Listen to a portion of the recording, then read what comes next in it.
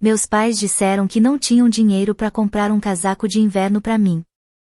Uma semana depois, compraram jaquetas iguais para a família de verdade deles. Minha madrasta riu e disse: "Tenta não congelar, querida."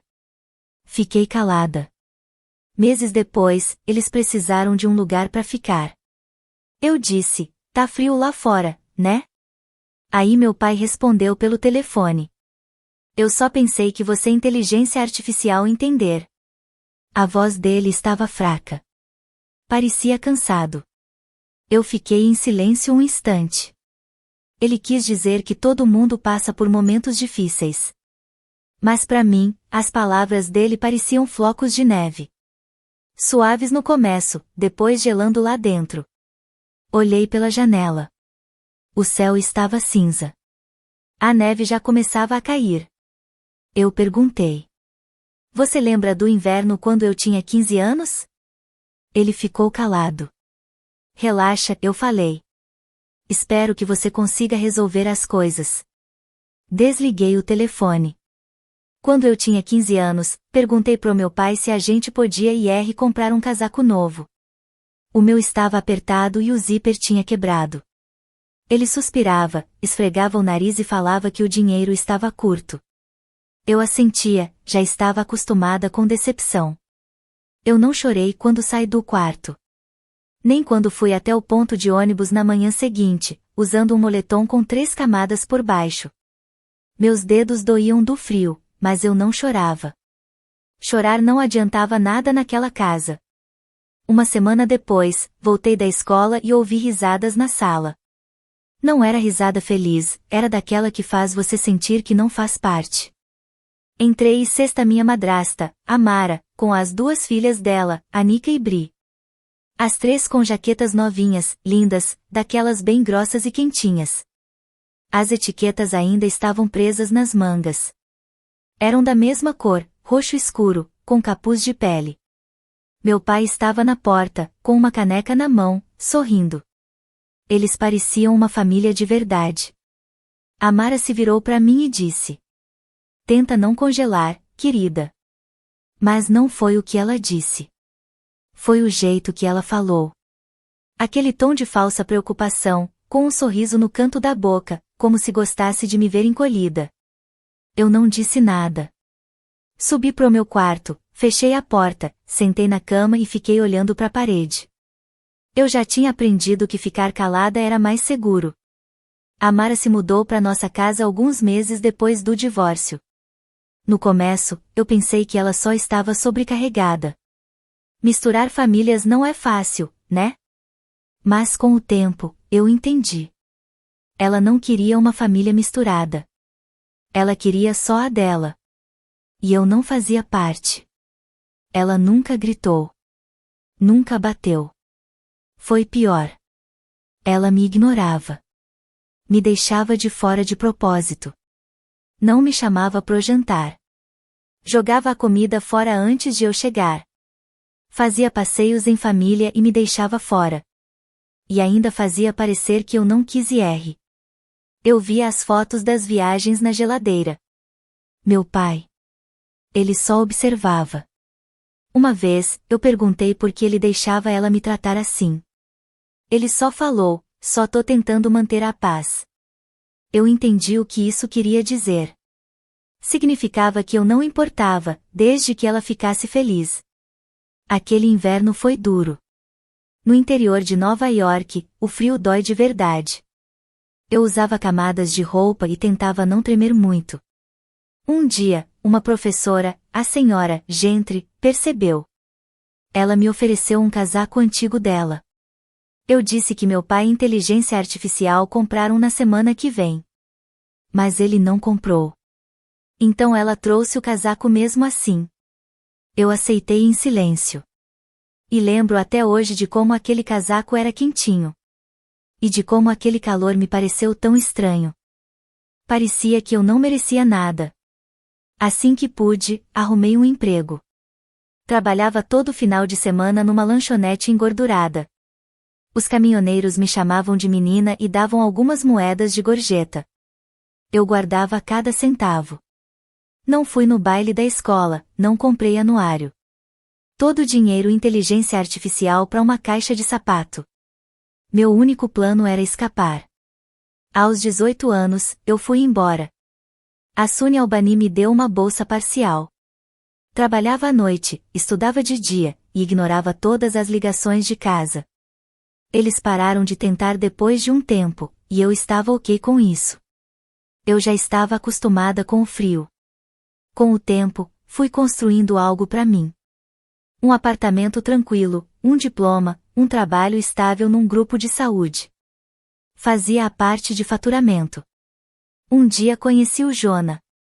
Ele era calmo, atencioso, totalmente diferente do meu pai. Ele falava pouco, mas cada palavra importava. Depois de um tempo, a gente se mudou para uma casinha de 2 quartos perto de Troy. Cheirava a tinta nova e sabão em pó. Parecia segurança. Até que, numa manhã de novembro, recebi uma ligação de um número estranho. Deixei cair na caixa postal. Quando ouvi, era meu pai. Ele disse que eles foram despejados. A Mara perdeu o emprego. Ele fez uma cirurgia e não podia trabalhar. Estavam num motel perto de Amsterdã, mas sem dinheiro. Ele parecia cansado, com medo. Pediu para ficar comigo por algumas semanas. Ouvi a mensagem 3 vezes. Não respondi por 2 dias. Quando liguei, ele atendeu no primeiro toque. Tava ansioso, com uma voz que forçava um otimismo. Obrigado por ligar de volta, ele disse. Achei que você inteligência artificial entender. A situação tá difícil. Eu olhei pela janela, a primeira neve da estação estava caindo. Tá frio lá fora, né? Eu falei. Ele ficou em silêncio. Eu deixei o silêncio ficar um pouco e depois perguntei.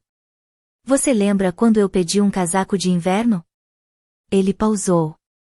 Isso foi há muito tempo, Nora. Mas não é sobre mim agora, eu falei. Ele não rebateu. Você disse que não tinha dinheiro.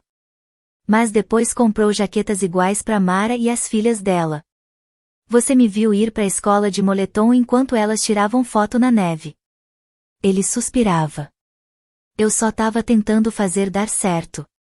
Eu nem sempre acertei. Engoli um nó que eu nem sabia nomear. Não, você não acertou. Depois disso, ficou um silêncio longo. Me desculpa, ele disse. E o mais louco é que eu acreditei. Só que acreditar não significava que eu tinha que abrir minha porta. Eu falei que precisava de um tempo para pensar. Era verdade. Não porque eu não sabia minha resposta. Mas porque eu queria sentir o peso disso. Me permitir lembrar quem eu fui e quem eu me tornei. Aquela noite, contei tudo pro Jonah. Ele já sabia algumas coisas, mas não os detalhes. Não sobre o casaco. Não sobre como a Mara me fazia sentir invisível na minha própria casa. Não sobre o silêncio do meu pai, em troca de uma casa em paz. Ele escutou como sempre fazia. Quieto, sem me interromper. A mão dele nunca largou a minha. E então ele me perguntou, com calma. Você quer eles aqui? Foi a pergunta mais simples e mais difícil. Eu não disse que não por vingança. É que eu construí algo aqui. Algo real. Algo seguro. E eu não inteligência artificial colocar tudo em risco por pessoas que nunca se importaram quando eu era menina. Você não deve nenhuma explicação para ninguém, ele disse. Nem para eles. Eu sabia que ele tinha razão. Mas a culpa ainda ficava. A vergonha de sempre, de sentir que, mesmo agora, eu estava sendo egoísta. Deixei passar mais uns dias. A neve foi se acumulando. Falei que inteligência artificial assar um pão de banana, mas nem comi. Limpei os cantos da casa. Fingi que estava trabalhando. Então chegou uma carta. Carimbo de Amsterdã. O envelope era rosa e cheirava perfume barato. Era da Mara. Abri na varanda, com medo do que podia sair de lá de dentro. Era uma carta curta. A carta da Mara dizia que ela estava chocada e magoada porque eu ignorei uma emergência de família. Que não era culpa dela o dinheiro ter sido curto na época, e que eu estava escolhendo ser amarga ao invés de ter compaixão. Ela ainda disse que eu estava virando uma mulher fria e dura, igual à mãe dela. Eu dobrei a carta com calma, apertei bem as dobras com os dedos e coloquei de volta no envelope. Não chorei. Nem senti raiva. Só estava cansada. Cansada de sempre ter que ser adulta, de ser esperada para cuidar de quem nunca cuidou de mim. De fingir que perdão é obrigatório só porque o tempo passou. 3 dias depois, chegou outra carta. Mesmo remetente, mas com a letra do meu pai no envelope. Só de olhar, eu já sabia. Ele escreveu meu nome em letras simples, sem firula. E foi diferente. Ele não pediu nada. Não falou da Mara. Nem tentou me culpar. Só disse que sentia muito. Pelas coisas que ele não viu, e pelas que escolheu não ver. Por não ter me protegido. Por ter escolhido paz em vez de me defender. Achei que estava fazendo o melhor, ele escreveu. Mas entendo agora que fazer o melhor é proteger seu filho, mesmo que isso custe o seu conforto. No fim, disse, não espero nada de você. Só queria que soubesse que agora eu vejo tudo, e queria ter feito melhor. Li 3 vezes. Depois chorei. Mas foi um choro calmo, como se o corpo soltasse um peso. Não liguei de volta. Pelo menos, não ainda. Mas algo dentro de mim amoleceu. Os feriados chegaram, a irmã do Jonas chamou a gente pro Natal com a família dela. A casa era uma bagunça boa, cheia de vozes, cheiros e carinho. Levei vinho, ele fez batata assada, e me abraçaram como se eu fosse parte daquilo desde sempre. Naquela noite, deitada com ele, contei sobre a carta. Você acha que ele quis dizer mesmo aquilo? Ele perguntou. Acho que sim, respondi. Mas não quer dizer que ele pode voltar. Ele só assentiu. Era tudo o que eu precisava ouvir. Depois, meu pai deixou outra mensagem. Disse que estava num abrigo, que a igreja ajudou. Que Mara não estava feliz, mas era o que tinha. E terminou com um eu te amo. Eu não soube o que fazer com isso. Não doeu. Só ficou ali. Presente. Não retornei. Não bloqueei. Só voltei para minha vida. E cada vez que eu fechava o zíper do meu casaco novo, eu lembrava da menina que passou frio. E de como, às vezes, se proteger é simplesmente não abrir a porta. Mesmo quando tem alguém parado do lado de fora, no gelo. Os dias estavam tranquilos, mas às vezes minha mente ainda ia longe. Não era culpa exatamente, era mais uma curiosidade. Pensando no que significava receber um pedido de desculpas verdadeiro, vindo de alguém que se afastou e me deixou sozinha, cortada da própria vida. E se eu aceitasse? E se eu ignorasse? Ou se só deixasse ali, sem resposta mesmo? A primavera chegou com pequenas mudanças. Voltei a correr, só alguns quarteirões nas manhãs frias. Eu e o Jona plantamos flores no quintal. No trabalho, fui chamada para um grupo de liderança e aceitei. A vida seguia como eu queria. Até que um dia, no meio de uma reunião no Zoom, meu celular acendeu. Jona atendeu da sala. 1 minuto depois, apareceu na porta e disse baixinho, é seu pai. Eu só pisquei, levantei o dedo e terminei a reunião como se nada fosse. Agradeci, sorri, e depois fiquei só olhando a tela. Não liguei de volta naquele dia. Nem no seguinte. 2 dias depois, ele deixou outra mensagem. Oi, Nora. Sei que faz tempo. Eu não ia ligar de novo, mas achei que você devia saber. A gente saiu do abrigo. Consegui um lugar pequeno, perto de Jonton. Vou começar fisioterapia na semana que vem. Sei que as coisas entre a gente não são fáceis. Só queria que você soubesse que estamos bem. E foi isso. Sem pressão. Sem pedir nada. Sem falar da Mara. Eu ouvi a mensagem 3 vezes antes de apagar. Não porque estava com raiva, mas porque eu simplesmente não sabia o que fazer com aquilo. Algumas semanas depois, encontrei alguém que não via há anos. Foi numa feira do centro. Eu estava conversando sobre mel e flores quando ouvi meu nome. Virei e vi a senhora Gentry. Ela estava diferente, mais velha, mas com aquele mesmo jeito calmo. Me deu um abraço apertado e disse: "Você tá tão bem. Tão crescida." Falamos um pouco ali, no meio do cheiro de tomate e manjericão. Contei que morava por perto, trabalhava na área da saúde, tinha um parceiro. Ela me olhou nos olhos e disse: "Sempre esperei que você saísse daquela casa. Você merecia muito mais." Minha garganta apertou, mas eu consegui responder. E então ela falou: "Estou orgulhosa de você. Não sei se alguém já te disse isso, mas eu estou." Aquilo me desmontou por dentro.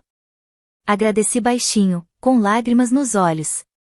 Ela sumiu no meio da feira, como um fantasma doce da minha infância. Não foi um momento grandioso, mas abriu uma porta antiga dentro de mim.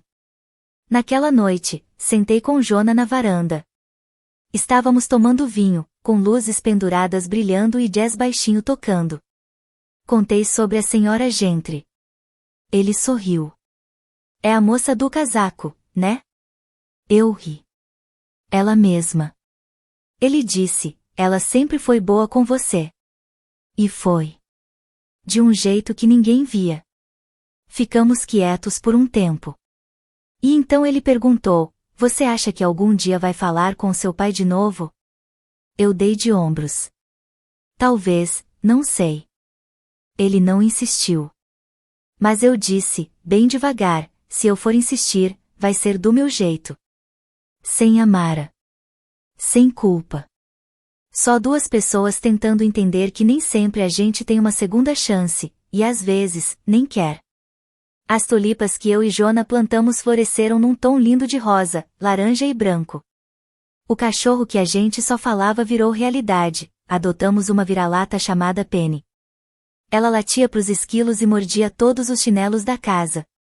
A gente foi construindo uma vidinha no meio daquele caos bom, simples, mas que fazia tudo parecer certo. Em julho, recebi uma carta. Mas não era da Mara, nem do meu pai. Era da Bri. A letra dela era pequena, certinha, feita com cuidado. Começava assim: "Talvez você não queira saber de mim. E tudo bem." Quase parei ali, mas continuei. Ela escreveu sobre aquele inverno dos casacos, que tinha só 12 anos e não entendia o que estava acontecendo. Que achava que eu só não gostava dela, que eu era fria, brava. Mas com o tempo, ela entendeu.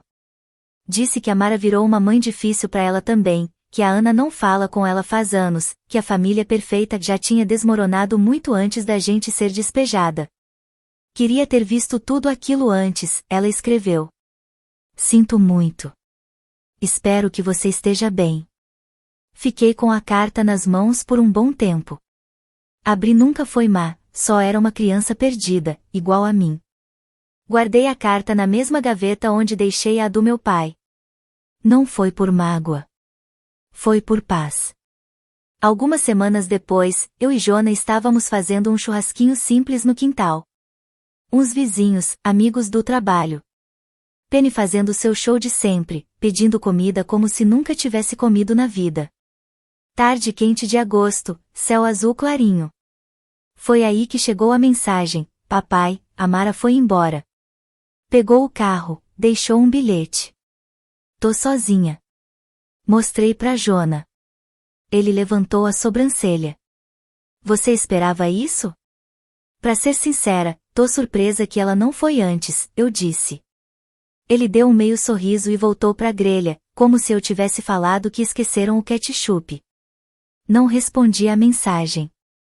Não por raiva. Mas porque eu sabia o que eu queria agora: paz. Eu não ia ser o apoio de alguém que só me procurou quando ficou sozinho. Aquele capítulo tinha acabado.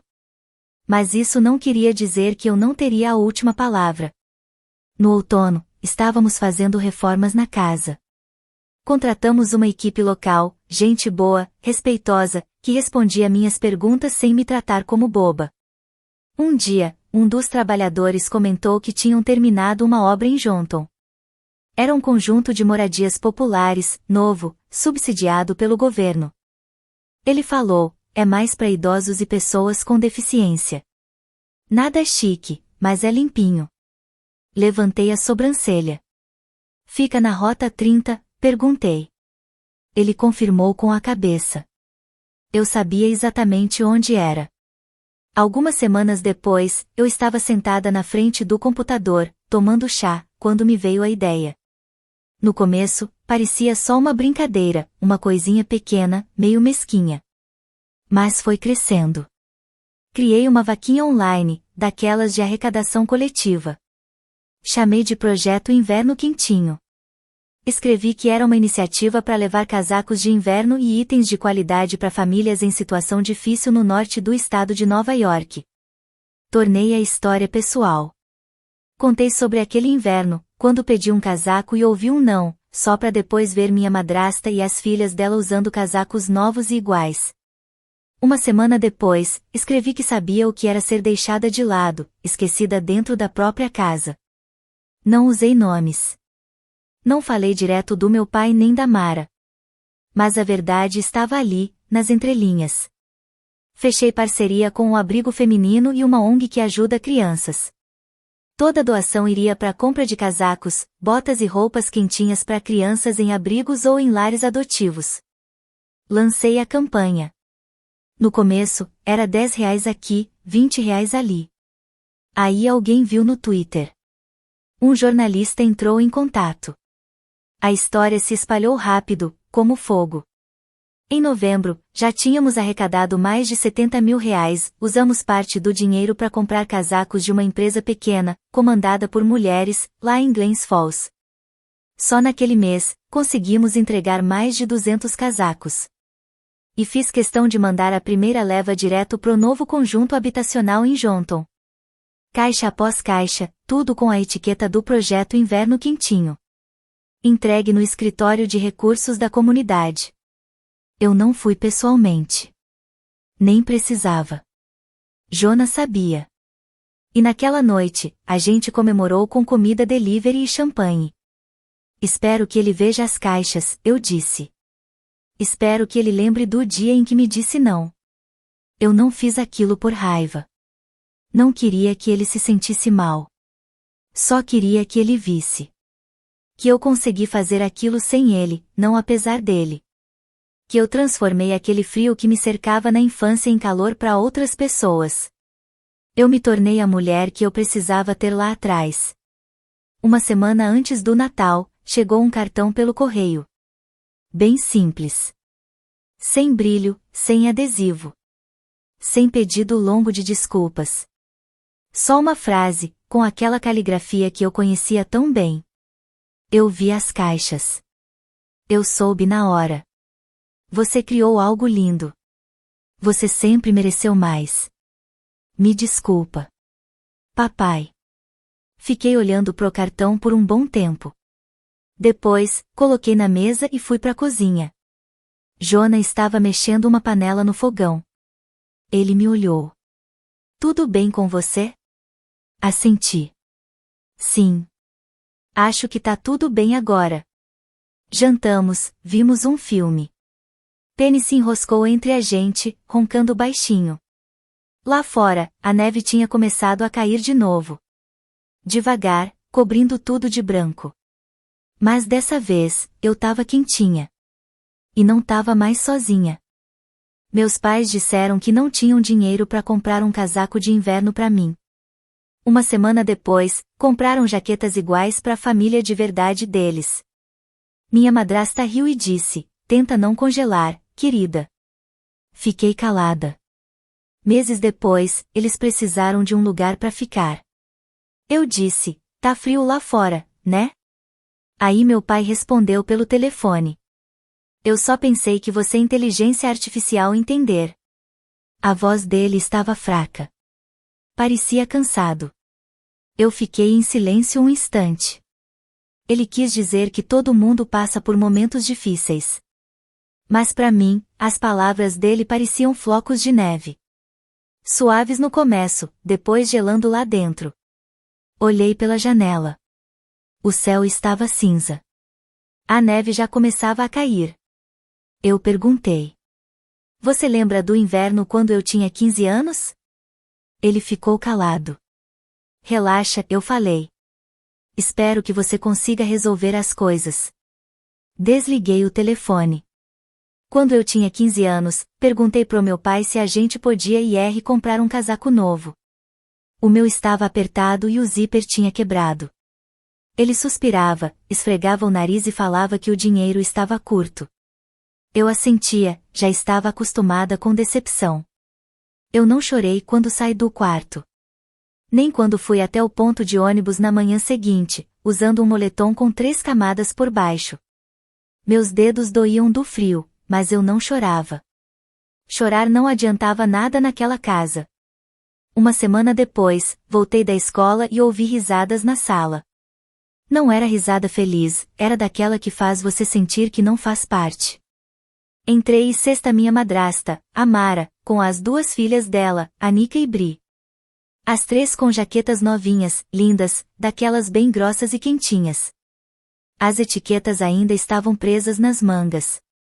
Eram da mesma cor, roxo escuro, com capuz de pele. Meu pai estava na porta, com uma caneca na mão, sorrindo. Eles pareciam uma família de verdade. A Mara se virou para mim e disse: Tenta não congelar, querida.